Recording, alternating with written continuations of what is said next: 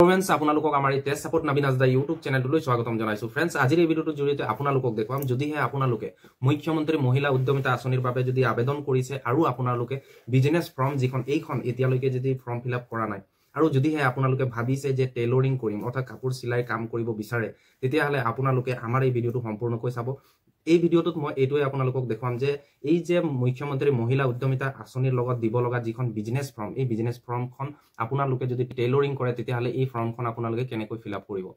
So দেৰি নকৰি ভিডিঅ'টো আৰম্ভ কৰোঁ আৰু যিসকলে আমাৰ এই চেনেলটো এতিয়ালৈকে ছাবস্ক্ৰাইব কৰা নাই তেওঁলোকক অনুৰোধ কৰিম আমাৰ চেনেলটো ছাবস্ক্ৰাইব কৰি সাইডত থকা বেল আইকনটো প্ৰেছ কৰি দিব। আৰু এটা ৰিকুৱেষ্ট কৰিম আপোনালোকে মোৰ ভিডিঅ'ৰ ডিছক্ৰিপশ্যনত যাব আৰু লিংক এটা পাব, হোৱাটছআপ চেনেলৰ লিংক পাব, সেই চেনেলটো ফ'ল' কৰি দিব। কাৰণ মই এই যে মুখ্যমন্ত্ৰী মহিলা উদ্যমিতা আঁচনিৰ বিষয়ে বিভিন্ন আপডেট সেইটো চেনেলত মই দি আছোঁ, অৰ্থাৎ হোৱাটছআপ চেনেলত দি আছোঁ। তো দেৰি নকৰি আজিৰ ভিডিঅ'টো আৰম্ভ কৰোঁ। ইয়াতে ফ্ৰেন্ডছ আপোনালোকে দেখিবলৈ পাইছে এইখন হৈ গ'ল বিজনেছ প্লান ফৰ্ম আৰু ইয়াত দেখা পাইছে MMUA অৰ্থাৎ মুখ্যমন্ত্ৰী মহিলা উদ্যমিতা অভিযান নন ফাৰ্ম বিজনেছ প্লান বুলি কোৱা হৈছে। Business type trending manufacture and service tick the business type বুলি কোৱা হৈছে। যদিহে ফ্ৰেন্ডছ আপোনাৰ এই যিখন বিজনেছ আৰম্ভ কৰিম বুলি ভাবিছে সেইটো যদি ট্ৰেণ্ডিং হয় বা মেনুফেকচাৰ কৰে তেতিয়াহ'লে মেনুফেকচাৰ টিক দিব। আদাৰৱাইজ আপোনালোকে যদি ছাৰ্ভিচত পৰে আপোনাৰ বিজনেছটো তেতিয়াহ'লে ছাৰ্ভিচত টিক মাৰিব। ঠিক আছে, তাৰপাছত ছাব কেটেগৰীত কোৱা হৈছে আপোনালোকে কি কৰিব সেই তাকে লিখি দিব। ইয়াত টেইলৰিঙৰ কাৰণে এইখন ফৰ্ম ফিল আপ কৰি দেখুৱাইছোঁ আপোনালোকৰ সুবিধা যাতে হয় ফৰ্ম ফিল আপ কৰিবলৈ, তাৰ কাৰণে মই এক্সাম্পলৰ ভিডিঅ' বনাইছোঁ। চ' যদিহে আপোনালোকে টেইলৰিং কৰিম বুলি ভাবিছে তেতিয়াহ'লে ইয়াত টেইলৰিং বুলি আপোনালোকে লিখি দিব। এনেকুৱাকৈ টেইলৰিং বুলি লিখি দিব। ঠিক আছে ফ্ৰেণ্ডছ, তাৰপাছতে আপোনালোকক কি কৰিব, নেম অফ দ্য মেম্বাৰ অৰ্থাৎ যিগৰাকী সদস্যাৰ বাবে এইখন ফৰ্ম ফিল আপ কৰা হৈছে তাই ইয়াত নাম হ'ব। ঠিক আছে, মই এনে এক্সাম্পলৰ কাৰণে লিখিছোঁ সুনিতা, এনেকুৱাকৈ আপোনালোকৰ লিখিব লাগিব সুনিতা। ঠিক আছে, কণ্টেক্ট ডিটেইল অৰ্থাৎ মোবাইল নাম্বাৰ আপোনালোকে ইয়াত দিব পাৰে 6001745621 এনেকুৱাকৈ লিখি দিব পাৰে। মই এইটো এক্সাম্পলৰ কাৰণে লিখিছোঁ। ঠিক আছে, HSG নেম অৰ কোড অৰ্থাৎ আপোনালোকৰ যিটো গোটৰ নাম। চ' মোৰ ক্ষেত্ৰত ইয়াত গোলাপ বুলি মই লিখি দিছোঁ GULAB গোলাপ এনেকুৱাকৈ লিখি তাৰপাছত MIS কোড যিটো আছে আপোনালোকে এনেকুৱাকৈ MIS কোডটো ইয়াত লিখি দিব। ঠিক আছে, তাৰপাছতে BLO অৰ্থাৎ ভিলেজ হ'ব। ইয়াতে আপোনালোকৰ ভিলেজ অৰ্থাৎ আপোনালোকে ক'ত বাস কৰে বা আপোনাৰ গোটৰ কোনটো এৰিয়াৰ গোট হয় বা কোনটো গাঁৱৰ গোট হয় আপোনালোকে ইয়াত লিখি দিব। মোৰ ক্ষেত্ৰত এইটো টিংখং, মই টিংখং বুলি ইয়াত লিখি দিছোঁ, টিংখং বুলি লিখি দিছোঁ। ঠিক আছে, তাৰপাছতে ডিষ্ট্ৰিক্ট কোৱা হৈছে, ডিষ্ট্ৰিক্ট আপোনালোকৰ যিটো পৰে সেইটো লিখি দিব এনেকুৱাকৈ। মোৰ ক্ষেত্ৰত ডিব্ৰুগড় লিখি দিছোঁ। ব্লক লিখি দিব আপোনালোকে, যিটো আপোনালোকৰ ব্লক হয়, ব্লক ডেভেলপমেণ্ট অফিচ যিটো সেইটোকে লিখি দিব এনেকুৱাকৈ লিখি দিব। তাৰপাছতে ফ্ৰেণ্ডছ ইয়াত কোৱা হৈছে কাৰেণ্ট এনুৱেল ইনকম। ঠিক আছে, কাৰেণ্ট এনুৱেল ইনকম আজ ডেট বুলি কৈছে। বৰ্তমান আপোনাৰ ইনকম কিমান আছে বুলি কৈছে। আপুনি যি কাম কৰে তাৰ বৰ্তমান ইনকম কি, আপোনালোকে যদি এতিয়া কিবা ব্যৱসায় কৰি আছে তাৰ পৰা আপোনাৰ ইনকম কিমান হৈছে। ছাপ'জ মোৰ 50,000 হৈছে, উদাহৰণস্বৰূপে আপোনালোকক দেখুৱাইছোঁ।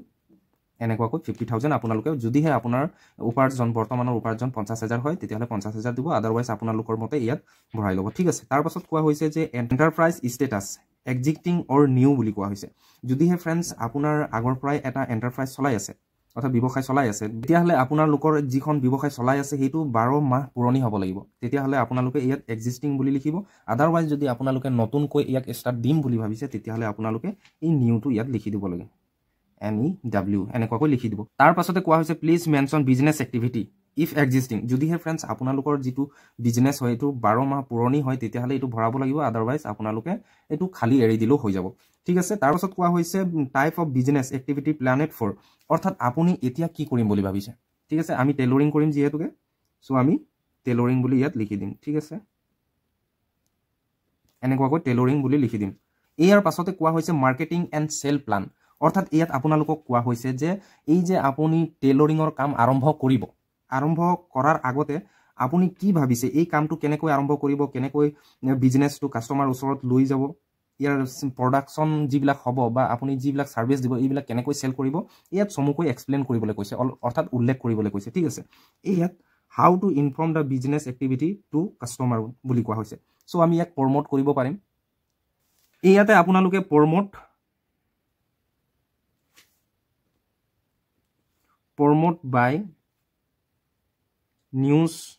বাই নিউজ বা অৰ বুলি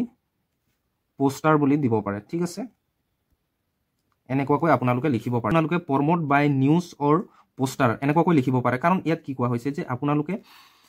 আপোনাৰ এই যিটো টেইলৰিং যে ব্যৱস্থা বা আপোনালোকে যে টেইলৰিঙৰ কাম কৰিব এইটো কাষ্টমাৰ ওচৰত কেনেকৈ লৈ যাব কেনেকৈ প্ৰমোট কৰিব কৈছে প্ৰমোট বাই নিউজ অৰ পোষ্টাৰ বুলি কয় আপোনালোকে নিউজতো দিব পাৰে বা পোষ্টাৰ যোগেদি আপোনালোকে এইটো কাষ্টমাৰ ওচৰলৈ লৈ যাব পাৰে সো ইয়াকে আমি লিখিলো তাৰ পাছত কোৱা হৈছে where to sell the product আপোনালোকে এই প্ৰডাক্টটো কেনেকৈ সেল কৰিব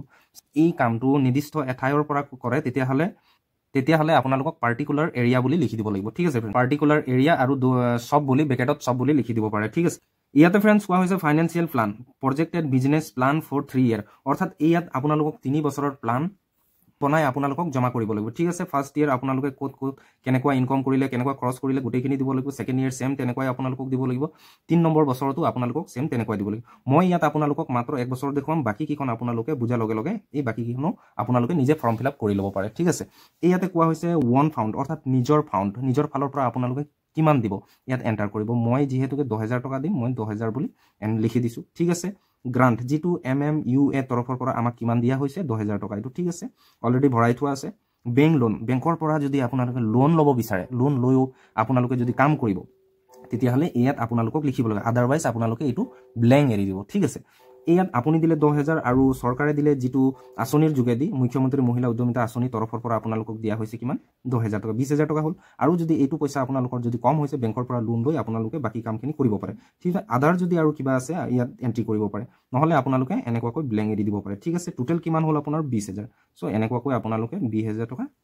লিখি দিব পাৰে তাৰ পাছতে আপোনালোকক বি নম্বৰ অপচনত দেখুৱাবলৈ চেষ্টা কৰিম ইয়াতে এক্সপেন্সেস লিখা আছে অৰ্থাৎ ব্যয় আপুনি যে এই বিজনেস টেইলৰিং যে আৰম্ভ কৰিব এই কামটো যে আৰম্ভ কৰিব ইয়াৰ বাবে আপোনালোকক ব্যয় কিমান হ'ব আপোনালোকৰ ব্যয় কিমান হ'ব এই ব্যয়টো আপোনালোকে এন্টাৰ কৰিব কিছুমানে ইয়াত কি কৰিছে এই এক্সপেন্সেস বুলি লিখা আছে ইয়াৰ কোনে এমাউন্টটো ভৰাই ইয়াত ভৰাব নালাগে আপোনালোকক ঠিক আছে আমি যেহেতুকে তলত প্লাস কৰি গুটেখিনি কৰিব লাগিব টোটাল অফ বি বুলি কোৱা হৈছে এই বিৰ টোটাল কিমান হৈছে আমি ইয়াত এন্টাৰ কৰিম ঠিক আছে তাৰপিছত ফিক্স কেপিটেল আমাৰ অৰ্থাৎ ফিক্স ক্যাপিটালত কি আহিব ফাৰ্নিচাৰ আমাক কিছুমান ল'ব লাগিব বা মেচিন ল'ব লাগিব টেইলৰিংৰ কাৰণে মাস্ট বি মেচিন আমাক লাগিবই টেইলৰিং যেটো মেচিন হেতু লাগিব দৰকাৰ হ'ব তাৰ কাৰণে আমাক টোটাল কিমান খৰচ হ'ব এটো আপোনালোকৰ মতে ইয়াত এন্ট্ৰি কৰি দিও মোৰ ক্ষেত্ৰত যেহেতুকে 15000 টকা খৰচ হ'ব মই 15000 এনেকুৱাকৈ দি দিছো ঠিক আছে তাৰ পাছত আকৌ কোৱা হৈছে ওয়াৰ্কিং ক্যাপিটাল এনে মই 5000 টকা ধৰি থৈছো ঠিক আছে এনেকুৱাকৈ আপোনালোকে ভৰাব পাৰে ওয়াৰ্কিং ক্যাপিটাল অৰ্থাৎ কাম কৰাৰ কাৰণে বা ৰেন্ট বা ইলেক্ট্ৰিচিটি বা লেবাৰ কষ্ট এনেকুৱাকৈ আহি যায় যিবিলাক লেবাৰ কষ্ট হওক বা কাৰেন্ট বিল হওক অন্যান্য কাম কৰাৰ কাৰণে মানুহ দুটা লগালো আপোনালোকক হাজিৰা দিব লাগিব হেতু খৰচ আপোনাৰ কিমান হ'ব ইয়াত এন্ট্ৰি কৰিব ঠিক আছে তাৰ আদাৰ যদি থাকে ইয়াত ভৰালো হ'ব আদাৰৱাইজ আপোনালোকে ইয়াত ব্ল্যাঙ্ক এৰি দিব ঠিক আছে তাৰ টোটাল কিমান হ'ব মোৰ ইয়াত টোটাল ব্যয় কিমান হ'ব খৰচ 20000 টকা হ'ব বুলি মই লিখি দিলো তাৰ পাছত আকৌ ইয়াত টোটালৰ তলত আকৌ চাব সি নম্বৰ অপচনত সিট চাব আপোনাৰ গ্ৰোথ প্ৰজেক্ট অৰ্থাৎ আপুনি যে এই কামটো টেইলৰিং যে বিজনেসটো কৰিব ইয়াৰ পৰা কিমান ভাবিছে যে ইনকাম হ'ব বুলি ভাবিছে ইয়াৰ পৰা উপাৰ্জন কিমান হ'ব বুলি ভাবিছে হেতু বস্তু ইয়াত এন্টাৰ কৰিব ঠিক আছে ৰেভিনিউ থট ট্ৰেডিং বিজনেস যদি হে আপোনালোকে ট্ৰেডিং কৰিছে তেতিয়া ট্ৰেডিংত ইয়াত এন্ট্ৰি কৰিব আদাৰৱাইজ আপোনালোকে নীল দিব ঠিক আছে মই ট্ৰেডিং কৰা নাই মেনুফেকচাৰো কৰা নাই তাৰ কাৰণে মই এৰি দিছো যেহেতুকে আপোনালোকে যদি টেইলৰিং কৰে তেতিয়াহলে সাৰ্ভিস হ'ব সাৰ্ভিসত ইয়াত আপোনাৰ ইনকাম কিমান হ'ব বুলি ভাবিছে ঠিক আছে ইয়াত আপোনাৰ ইনকামটো কম কিমান হ'ব হেতু আপোনালোকে ইয়াত এন্ট্ৰি কৰিব আমি ভাবিছো যে ইয়াৰ পৰা এই কামটো যদি মই আৰম্ভ কৰো তেতিয়াহলে মই ইয়াৰ পৰা বছৰেকত 50000 এটা আৰ্ন কৰিব পাৰিম বুলি ভাবিছো ঠিক আছে 50000 দিলো এনেকুৱাকৈ তাৰ পাছত আদাৰ ইনকাম কিবা থাকিব নেকি ইয়াৰ পৰা মই আদাৰ 10000 টকা ইনকাম কৰিব পাৰো বুলি দি দিছো বিভিন্ন ধৰণৰ খুচৰা কামবিলাক ওলাই ইয়াৰ পৰা আপোনালোকে উপাৰ্জন কৰিব পাৰে তাৰ কাৰণে মই 10000 টকা দিলো ঠিক আছে তাৰ পাছত টোটাল অফ সি এই কিটা গুটে মিলাই আপোনাৰ ইনকামটো টোটাল কিমান হৈছে হেতু আপোনালোকে এন্ট্ৰি কৰি দিব মোৰ ক্ষেত্ৰত যেহেতুকে 60000 60000 টকা হৈছে সো মই ইয়াত 60000 টকা এন্ট্ৰি কৰি দিলো ঠিক আছে তাৰ পাছত কোৱা হৈছে নেট প্ৰফিটত আপোনালোকে মন কৰিব বহুতে ইউটিউবাৰ বিলাকে এইখন ফৰ্ম ফিল আপ কৰি দেখুৱাইছে কিন্তু আপোনালোকক ধুনিয়াকৈ বুজাই দিয়া নাই মোৰ ক্ষেত্ৰত আপোনালোকে ভিডিওটো স্কিপ নকৰাকৈ চাব মই ইয়াত আপোনালোকক বুজাই আছো এটো এক্সাম্পলৰ কাৰণে বনাই আছো এইখন ভিডিও চাই আপোনালোকে এইটো ভিডিও চাই আপোনালোকে নিজৰ ফৰ্মখন ফিল আপ কৰি ল'ব পাৰে আৰু যদি আপোনালোকে ইয়াৰ পৰা কিবা এটা বুজিবলগীয়া থাকি যায় তেতিয়াহলে আপোনালোকৰ গুটৰ যিটো জিবেকা সাক্ষী বাইদেউ আছে তেওঁলোকক আপোনালোকে কন্টাক্ট কৰিব পাৰে কোৱা হৈছে D number net profit income minus expenses অৰ্থাৎ আপোনাৰ ইনকাম কিমান হৈছে ইনকামত আমি চাবলৈ যাও 60000 হৈছে ঠিক আছে 60 আমাৰ 60000 টকা ইনকাম হৈছে তাৰ এক্সপেন্সেস ব্যয় কিমান হৈছিল আমাৰ ব্যয় 20000 20000 টকা আমাৰ খৰচ হৈছিল 60 ৰ পৰা 20 গলে কিমান থাকিব 40000 থাকি যাব সো আমি ইয়াত 40000 এন্টাৰ কৰি দিম ঠিক আছে এনেকুৱাকৈ লিখি দিম এটো বুজি পালে তাৰ পাছত ইট কি কোৱা হৈছে total annual income of the members বুলি কোৱা হৈছে কাৰেন্ট ইনকাম আৰু নেট প্ৰফিট ঠিক আছে এতিয়া বৰ্তমানৰ আপোনাৰ ইনকাম কিমান ইয়াতে ফ্ৰেণ্ডছ আপোনালোকক এটা কথা মন কৰিবলৈ এণ্টাৰপ্ৰাইজ ষ্টেটাছ এক্সিষ্টিং যদিহে এক্সিষ্টিং বুলি ভৰাই তেতিয়াহ'লে আপোনালোকে কি কৰিব বৰ্তমানৰ আপোনাৰ ইনকম যিটো হৈছে সেইটো প্লাছ আৰু আপোনালোকৰ নেট প্ৰফিট কিমান এইটো ইয়াত যোগ কৰি দিব লাগিব ঠিক আছে মোৰ ক্ষেত্ৰত ইয়াত নিউ বুলি দিছোঁ তাৰ কাৰণে মোৰ ইয়াত নেট প্ৰফিট কিমান হ'ব 40,000 ঠিক আছে এনেকুৱাকৈ লিখি দিলোঁ আপোনালোকে মনত ৰাখিব ইয়াত অতি সহজে আপোনালোকক বুজাই দিবলৈ চেষ্টা কৰা হৈছে যে current income plus net profit এই দুইটা মিলাই আপোনাৰ টোটেল ইনকমটো কিমান হৈছে ইয়াত এন্ট্ৰি কৰিব লাগিব ঠিক আছে মোৰ ক্ষেত্ৰত বৰ্তমান কাৰেণ্ট ইনকম নাই বুলি মই শ্ব' কৰিছোঁ যিহেতুকে নিউ তেতিয়াহ'লে 40,000 দিব পাৰে আৰু যদিহে আপোনালোকে এক্সিষ্টিং বুলি দিয়ে তেতিয়াহ'লে আপোনালোকে এই যে 50,000 দিছে 50,000 প্লাছ ইফালে 40 কৰি দিব প্ৰায় 90,000 আপোনাৰ নেট প্ৰফিট বুলি ইয়াত দি দিব অৰ্থাৎ আপোনালোকৰ annual income of the member বুলি আপোনালোকে ইয়াত 40,000 বা 90,000 এটা এণ্টাৰ কৰিব পাৰে এইডোখৰলৈকে আপোনালোকে বুজি পালে তাৰ পাছতে আপোনালোকক কোৱা হৈছে ছাবমিটেড বাই অৰ্থাৎ এই এপ্লিকেশ্যন ফৰ্মখন এই বিজনেছ ফৰ্মখন কোনে ছাবমিট কৰিব তাৰ ইয়াত ছিগনেচাৰ আপোনালোকক কৰি দিব লাগিব ঠিক আছে নেম অফ দ্য মেম্বাৰ কোনজনী মেম্বাৰৰ কাৰণে এইখন ফৰ্ম ফিল আপ কৰা হৈছে তাৰ ইয়াত নাম দিব আপোনালোকে ঠিক আছে এনেকুৱাকৈ নাম লিখি দিব তাৰ পাছত মোবাইল নম্বৰ কণ্টেক্ট নম্বৰ আকৌ আপোনালোকে এণ্ট্ৰি কৰি দিব 60017 এনেকুৱাকৈ এণ্ট্ৰি যদি আৰু কিবা ৰিমাৰ্ক থাকি গ'ল ইয়াত আপোনালোকে দিব পাৰে ঠিক আছে বাকী এই তলৰ এইখিনি আপোনালোকক এৰি দিব লাগিব ভেৰিফিকেশ্যন কৰা হ'ব বাকী এইখিনি কাম আপোনালোকক কৰিবলৈ কোনো প্ৰয়োজন নাই তাৰ পাছতে ফ্ৰেণ্ডছ ইয়াত কোৱা হৈছে ছেকেণ্ড ইয়েৰ আৰু থাৰ্ড ইয়েৰ অৰ্থাৎ দ্বিতীয় বৰ্ষত আৰু তৃতীয় বৰ্ষত আপোনালোকে এই যেনেকুৱাকৈ আমি বাজেটটো বনালোঁ কিমান আমি ইয়াত টকা লগাম কিমান আমাৰ খৰচ হ'ব আৰু কিমান আমাৰ ইনকম হ'ব এনেকুৱাকৈ পাৰ্ট আমি লিখিলোঁ যেনেকৈ ঠিক ছেকেণ্ড ইয়েৰো আপোনালোকে এনেকুৱাকৈ লিখি ল'ব ঠিক আছে এইখন ফৰ্ম মই